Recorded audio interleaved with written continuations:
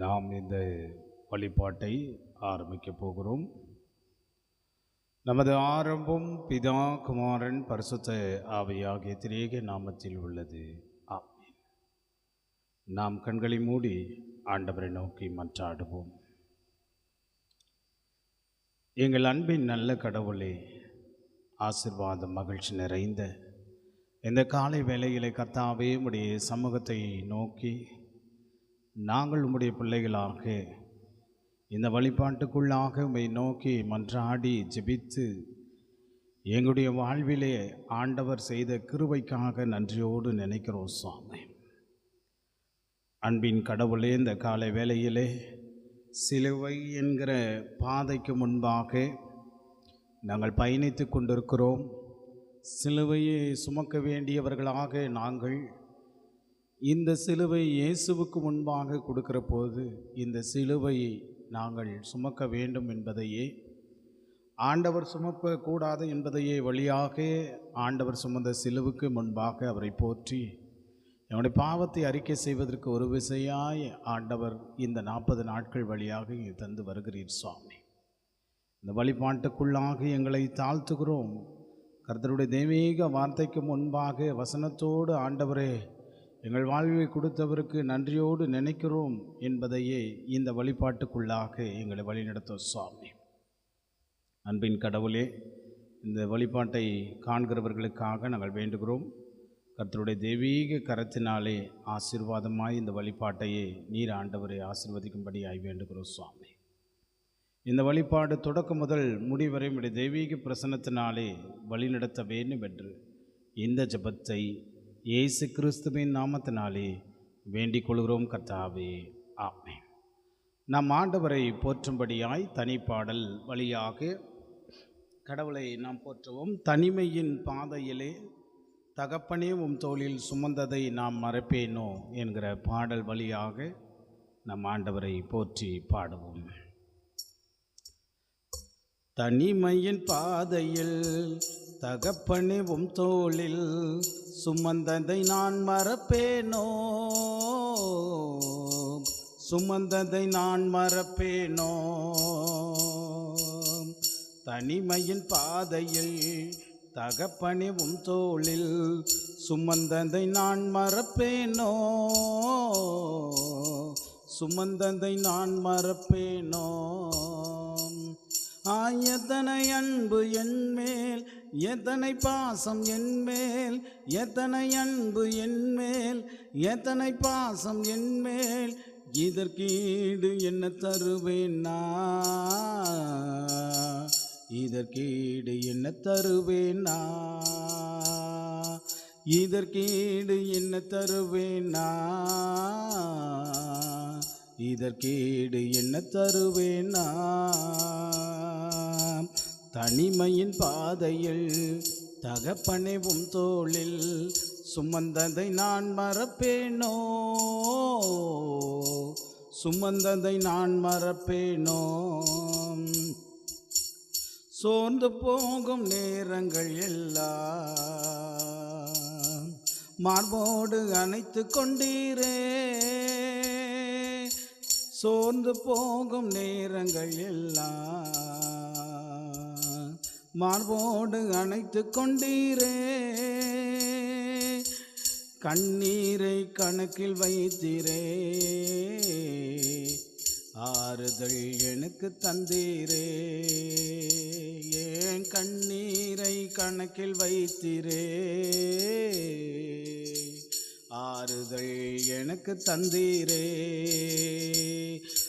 எத்தனை அன்பு என்மேல், எத்தனை பாசம் என்மேல், எத்தனை அன்பு என்மேல், எத்தனை பாசம் என்மேல், இதற்கீடு என்ன தருவேன் நான், இதற்கீடு என்ன தருவேன் நான், இதற்கீடு என்ன தருவேன் நான், இதற்கீடு என்ன தருவேன் நான்.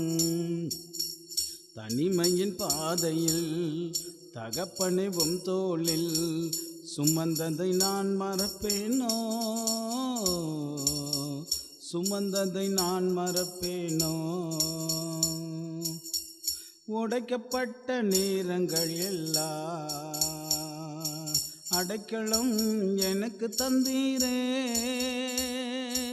உடைக்கப்பட்ட நேரங்கள் எல்லாம் அடைக்கலம் எனக்கு தந்தீரே. தடுமாறும் வேளையில் எல்லாம் தகப்பன் போல சுமந்து சென்றீரே. தடுமாறும் வேளையில் எல்லாம் தகப்பன் போல சுமந்து சென்றீரே. எத்தனை அன்பு என்மேல், எத்தனை பாசம் என்மேல், எத்தனை அன்பு என்மேல், எத்தனை பாசம் என்மேல், இதற்கீடு என்ன தருவேனா? இதற்கீடு என்ன தருவேனா? இதற்கே என்ன தருவேனா? இதற்கீடு என்ன தருவேனா? தனிமையின் பாதையில் தகப்பனேவும் தோளில் சுமந்ததை நான் மறப்பேனோ? சுமந்ததை நான் மறப்பேனோ? பிதாவாகிய கடவுளிடமிருந்தும் கர்த்தராகிய இயேசு கிறிஸ்துவிடமிருந்தும் உங்களுக்கு கிருபையும் சமாதானத்தின் தேவன் இந்த காலை வேளையிலே கர்த்தருடைய சமூகத்திலே அமர்ந்திருக்கிற உங்களுக்கும் காணொலி வழியாய் பார்த்து கொண்டிருக்கிற அத்தனை பேருக்கும் இறைமைந்தன் இயேசுவின் அன்பினாலே வாழ்த்துக்களையும் ஸ்தோத்திரத்தை நான் தெரிவித்துக் கொள்கிறேன். எனக்கு பிரியமானவர்களே, தினந்தோறும் சிலுவை என்கிற பாதையிலே நாம் தியானித்து வருகிறோம். இந்த நாளுடைய தியானம் ஆண்டவர் நமக்கு கொடுக்கிற தலைப்பானது, இரு மனம் உடையவர்களாய் இல்லாமல் ஒரே மனமாய் இயேசுவை நோக்கி பாருங்கள். இரு மனம் உடையவர்களாய் இல்லாமல் ஒரே மனமாய் இயேசுவை நோக்கி பாருங்கள் என்று ஆண்டவர் இந்த வேளையிலே கர்த்தருடைய செய்திக்கு வழியாக நமக்கு சொல்லுகிற வார்த்தையாயிருக்கிறது. ஒரே மனம், இயேசுவை நோக்கி பாருங்கள். இரு மனமாய் இருந்து இயேசுவை நோக்கி பார்க்காது, ஒரே மனமாய் இயேசுவை நோக்கி பாரு என்று சொல்லி இந்த சிலுவையினுடைய தியானத்தின், அதாவது சிலுவை என்கிற பாதையின் வழியாக பயணித்து கொண்டிருக்கிற நாம் இந்த பயணத்திலே நாம் இரு மனம் உடையவர்களாய் அல்லாமல் ஒரே மனமாய் இயேசுவை நோக்கி பாருங்கள் என்று ஆண்டவர் நமக்கு சொல்லுகிற வார்த்தையாயிருக்கிறது. எனக்கு பிரியமானவர்களே, கர்த்தர் இந்த காலை வேளையிலே ஆண்டவர் நமக்கு ஒரு புத்தியை சொல்லுகிறார். நம்முடைய வாழ்க்கை பயணங்களுக்கு மத்தியில் ஒரு மனிதன் 2 படகுகளையே ஒரே நேரத்திலே தன்னுடைய கால்களை அந்த இரு படகுகளுக்கு நடுவிலே வைக்கிறான். அந்த ஒரு படகுல ஒரு காலம், இதில் ஒரு படகு, இந்த ஒரு படகுல இரு படகுகள் மத்தியிலே ஒரு கால் ஒரு படகுகளிலும் இன்னொரு கால் இன்னொரு படகுகளையும் வைக்கிறான். அவன் நின்றான். ஒரு படகு ஒரு திசைக்கு போகிறது, மற்றொரு படகு வேறு திசைக்கு போகிறது. சில நேரம் அவன் சமநிலையோடு நின்றான். ஆனால் அந்த நிலை நின்ற நிலை போகிற போது அதே சமநிலையாக இருக்குமா என்றால் அது முடியாது. அவருடைய கால் கீழே விழப்போகிறது, அவனும் கீழே விழப்போகிறான். ஒரு பக்கம் ஒரு திசை, ஒரு பக்கம் திசை என்று சொல்லி அந்த நிலையிலே போகிற போது அவன் கீழே விழுகிற நேரம் வரும். அதுபோலத்தான் ஒரே மனம் இல்லாதவனாய் இருக்கிறவன் தேவனுடைய பாதையிலே நாம் ஒரு மனமாய் இல்லாமல் இருந்தால் நாமும் முன்னேற முடியாது, நாமும் கீழே விழப்படும். ஆண்டவர் இங்கு சொல்லுகிற வார்த்தை இதுதான். ஒரே மனமாய் ஆண்டவருடைய சமூகத்துக்கு முன்பாக அவரை நோக்கி பார்க்கிற எண்ணங்களுக்கு மத்தியிலே நாம் பயணிக்க வேண்டும். இல்லை என்றால் அந்த மனம் இருமனமாய் பயணித்தோமானால் நாம் கீழே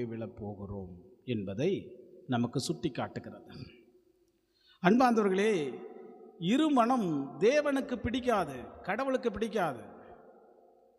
அதனால்தான் யாக்கோப்பு 1:8 அழகாக சொல்லுகிறது, இருமனம் உள்ளவன் தன் வழியெல்லாம் நிலையற்றவன். இருமனம் உடையவன் தன் வழிகளெல்லாம் நிலையற்றவன் என்று சொல்லுகிறது. இருமனம் என்றால் என்ன? ஒரு பக்கம் தேவன், மற்றொரு பக்கம் உலகம். ஒரு பக்கம் கடவுளை நினைப்பது, மற்றொரு பக்கம் உலகத்தை நினைப்பது. ஒரு நாள் விசுவாசம், ஒரு நாள் சந்தோஷம். இப்படிப்பட்ட நிலைகள் இருக்கிற போது அந்த வாழ்க்கை அது நிலைத்திருக்காது. அப்போ ஆண்டவர் இங்கே சொல்லுகிறாரு, ஆண்டவருக்கு முன்பாக இரு மனமுடையவனாய் கடவுள் அவருடைய சன்னிதானத்தில் ஏற்றுக்கொள்ள முடியாது.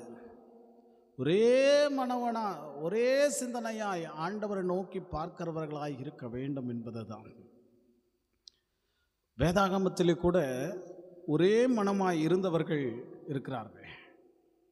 தாவீது பாருங்கள், முழு இருதயத்தோடு தேவனை நோக்கி பார்த்தான். கடவுளை நோக்கி பார்க்கிற முழு இருதயத்தோடு அவன் சொல்லுகிறான்.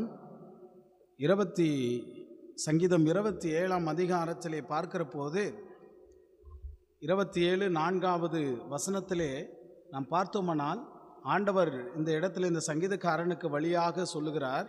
27:4 வசனம், கர்த்தரிடத்திலே ஒன்றை நான் கேட்டேன், அதையே நாடுவேன்.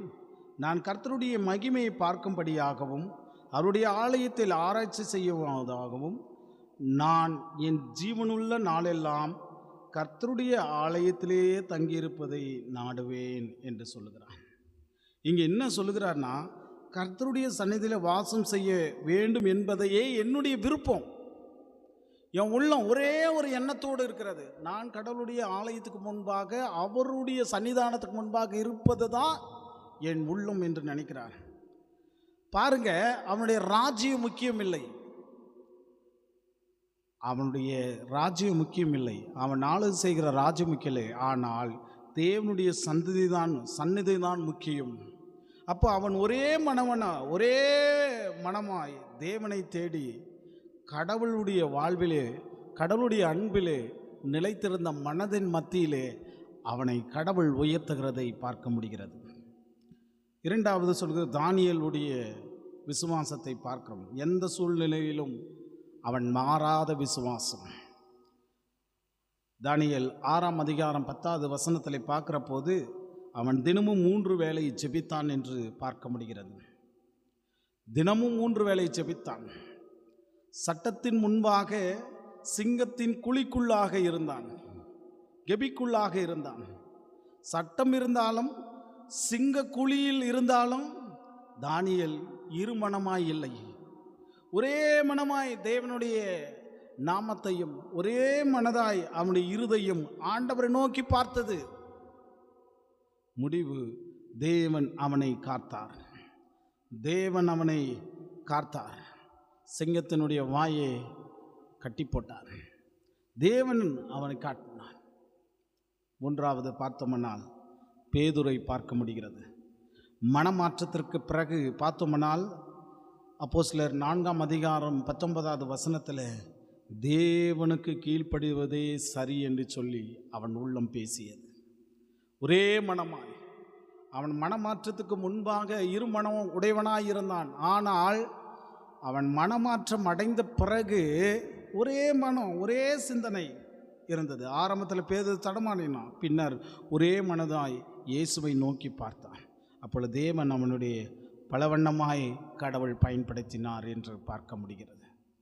அது மாத்திரமல்ல, இந்த உலக வாழ்விலே இருமனம் உடையவர்களும் வேதத்திலே இருக்கிறார்கள். கடவுளை நோக்கி பார்க்கிற ஒரு மனம், அதே மனதிலே உலகத்தை நோக்கி பார்க்கிற மனமும் இருந்தது.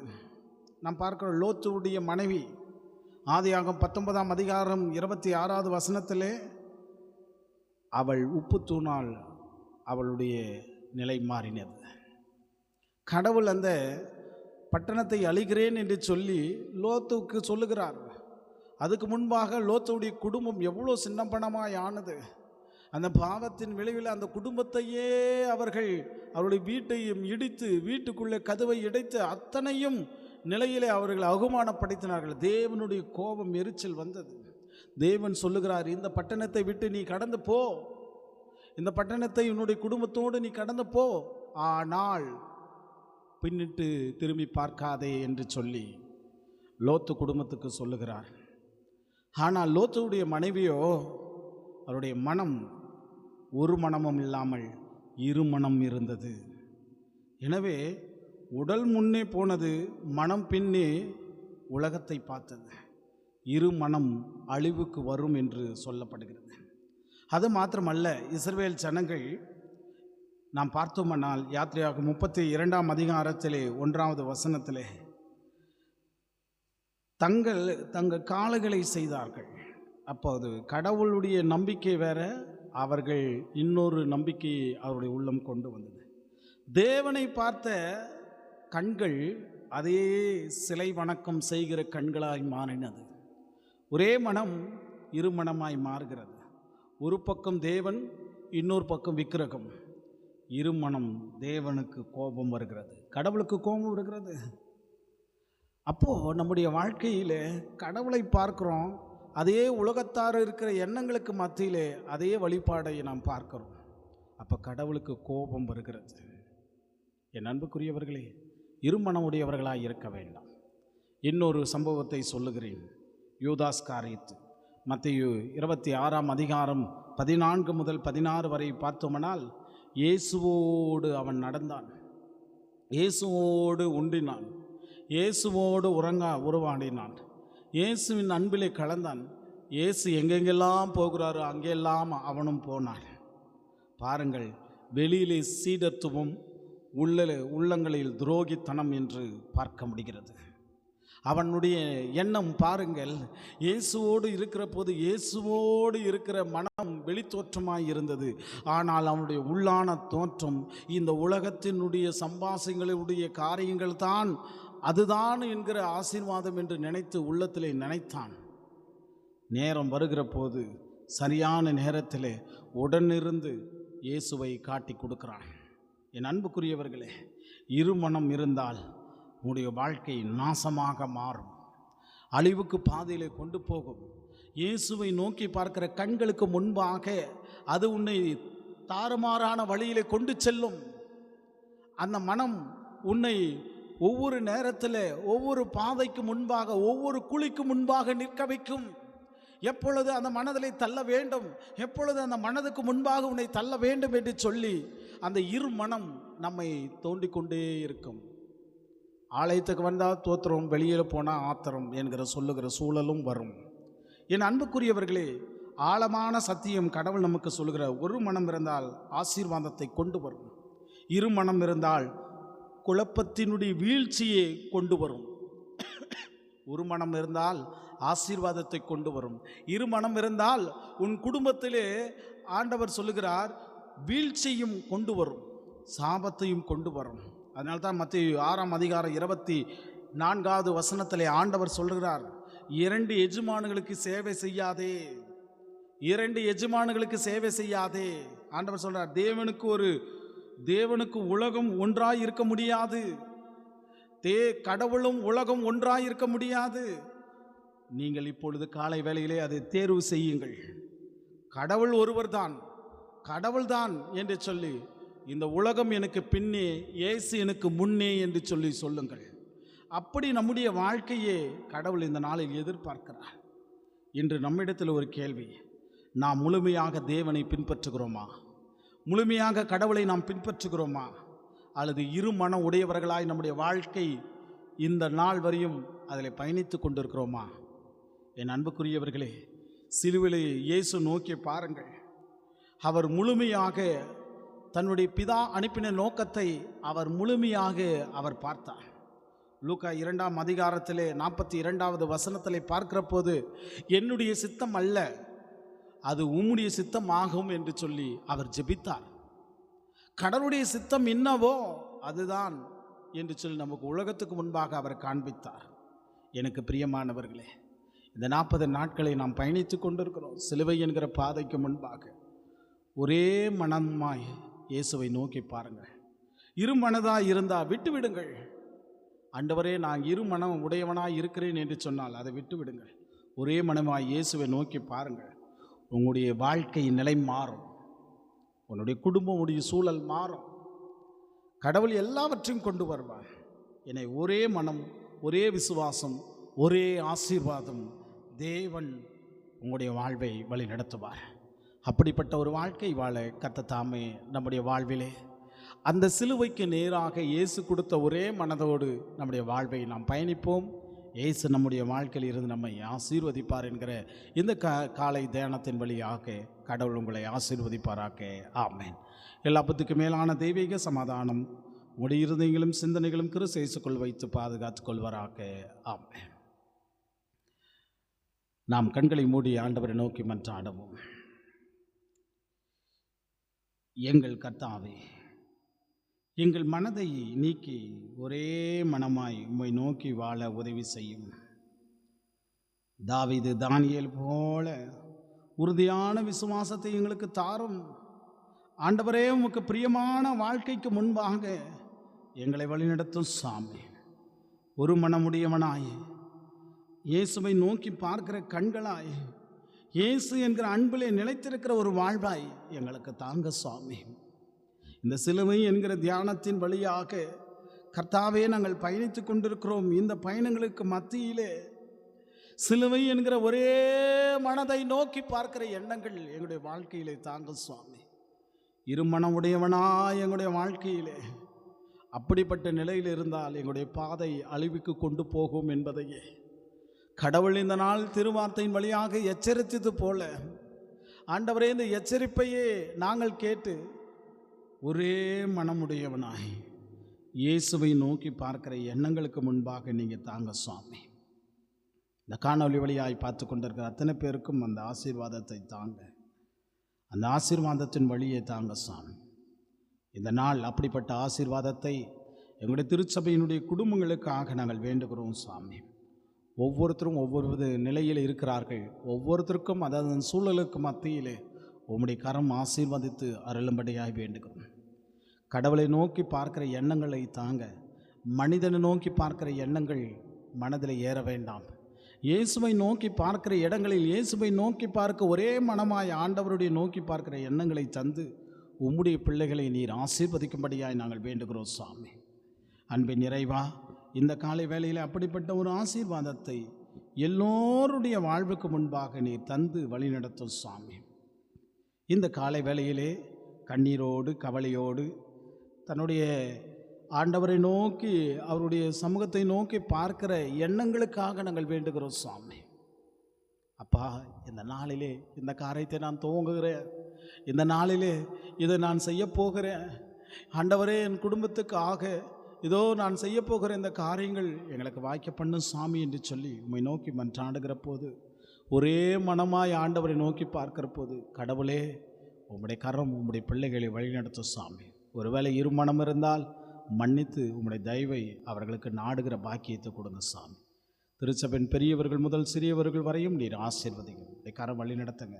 இந்த நாளிலே ஆண்டவரே, எங்களுடைய திருச்சபை மக்களும் ஆண்டவர் எங்களுடைய இந்திய தேசத்தில் வசிக்கிற ஒவ்வொருத்தருக்காக நாங்கள் வேண்டுகிறோம். வருகிற ஆண்டவரை தேர்தலுக்காக நாங்கள் வேண்டுகிறோம் சாமி. ஒரு நல்ல அரசாட்சி எங்களுடைய வாழ்விலை தாங்க. நல்ல அரசாட்சி செய்கிறவர்களுடைய ஆண்டவரை எண்ணங்களுக்கு பிரதிபலிப்பதற்கு உடைய ஒத்தாசை அருளும்படியாய் வேண்டுகிறோம் சாமி. வண்ணமாகவே ஆண்டவரே, இந்த நாளிலே கூட எங்களுடைய அன்பு பிள்ளைகள் வெளிநாட்டு தேசத்தில் இருக்கிற பிள்ளைகளுக்காக வேண்டுகிறோம். ஆண்டவரே, இதோ பக்ரீன் ஆண்டவரை, கத்தார் என்னமாய் இருக்கிற ஆண்டவரை, குவைத் தேசத்திலே இப்படியாய் வாழுகிற மக்களை கண்ணோக்கி பாருங்கள். நியூசிலாண்டிலே, ஆஸ்திரேலியாவிலே ஆண்டவரை என்னமாய் ஆண்டவரை, அமெரிக்கா தேசத்திலே ஆண்டவரை இப்படியாக வாழுகிற உங்களுடைய பிள்ளைகளை கண்ணோக்கி பாருங்கள். இந்த ஈரான் ஆண்டவரை, அதே போல் ஆண்டவரை, இஸ்ரேலுக்கு இதோ அமெரிக்காவுக்கு போர் நடந்து கொண்டிருக்கிற இந்த சூழலுக்கு மத்தியில் உங்களுடைய பிள்ளைகளை நீர் பாதுகாத்து ஆண்டவரே உம்முடைய கரத்தினாலே வழி நடத்த சாமி. உம்மை நோக்கி பார்க்கிறவர்களெல்லாம் நீர் ஆசீர்வதிங்க தகப்பனே. இந்த நாளிலே ஆண்டவரே, எங்களுடைய திருச்சபையினுடைய பொறுப்பாளர்கள் ஒவ்வொருத்தருக்காக நாங்கள் வேண்டுகிறோம். ஒவ்வொருத்தர் பேர் தொட்டு ஆசீர்வதிங்க சுவாமி. டெப்பண்ட் ஸ்கூலுக்காக ஆண்டவரே, அன்பு பிள்ளைகளுக்காக, தாளாளருக்காக நாங்கள் வேண்டுகிறோம். உம்முடைய கரம் வழி நடத்த சாமி, பாதுகாப்பை தாங்க. அன்பு தம்பி சாமுக்காக நாங்கள் வேண்டுகிறோம். உம்முடைய ஆசீர்வாதத்தை அருளும்படியாய் வேண்டுகிறோம் சாமி. குறிப்பாக இந்த நேரத்திலே ஆண்டவரே, இந்த நேரத்தில் அமர்ந்து கொண்டிருக்கிற எங்களுடைய சாந்தியம்மாவுடைய குடும்பத்துக்காக, அன்பு தம்பிக்காக நாங்கள் வேண்டுகிறோம். அதே போல் ஆண்டவரே, இந்த காணொலி வழியாய் பார்த்து கொண்டிருக்கிறவர்களுக்காக வேண்டுகிறோம். செம்பேடு பாஸ்டேட்டுக்காக நாங்கள் வேண்டுகிறோம். குறிப்பாக ஆண்டவரே, இந்த நேரத்தில் செம்பேடு திருச்சபைக்காக நாங்கள் வேண்டுகிறோம் சாமி. கட்டுமான பணி நடந்து கொண்டிருக்கிற தருவாயிலே ஆண்டவரே, ஒத்தாசை வரும் பருவதங்களுக்கு நேராக எங்கள் கண்களை ஏறெடுக்கிறோம் என்கிற அந்த திருச்சபை மக்கள் ஏறெடுத்து பார்த்து கொண்டிருக்கிற தருவாயிலே உம்முடைய கரம் வழி நடத்துங்க. இந்த வேளையிலே ஆண்டவரே, இமானுவேல் சாருக்காக, நவீன் ஐயாவுக்காக நாங்கள் வேண்டுகிறோம். அந்த ஊழியத்தை திருச்சபையை எடுத்து கட்டி ஆண்டவரே, அவர்களுடைய அது அனுதினமாய் அவர்கள் செய்கிற காரியங்களை நீர் வழிநடத்தி அந்த குடும்பங்களை நீர் வழிநடத்தும் சாமி. வளர்ச்சி பாதையில் கொண்டு போங்க தகப்பனே. எங்களுடைய குடும்பங்களும் ஆண்டவரே, பலவிதமான சூழல் ஏதோ கண்ணீரோடு இருக்கிற மக்களுக்கும் உம்முடைய கரம் ஆசீர்வதித்து அருள வேண்டும் என்று இந்த ஜெபத்தை இயேசு கிறிஸ்துவின் நாமத்தினாலே வேண்டிக் கொள்கிறோம் கர்த்தாவே, ஆமென். அருமை ஆண்டவராகிய இயேசு கிறிஸ்துவின் கிருபையும் கடவுளுடைய அன்பும் பரிசுத்த ஆவியினுடைய அனுநயிக்கவும் என் அன்பு குடும்பத்தாரே, இந்த காலை வேளையில் கர்த்தருடைய சமூகத்திலே கூடியிருக்கிற உங்கள் யாவருக்கும் சொல்லுகிற செய்தி, ஒரே மனமாய் இயேசுவை நோக்கி பாருங்கள். இந்த மனதிலே இருக்கிற அத்தனை பேர்களும் கர்த்தர் உங்களுடைய வாழ்வை ஆசீர்வதித்து அருள்வாராக, ஆமென். என் ஆத்துமாவே கர்த்தரை ஸ்தோத்திரி, என் முழுமே பரிசுத்த நாமத்தை ஸ்தோத்திரி. என் ஆத்துமாவே கர்த்தரை ஸ்தோத்திரி, கர்த்தர் செய்த சகல உபகாரங்களை மறவாதே, ஆமென். God bless you.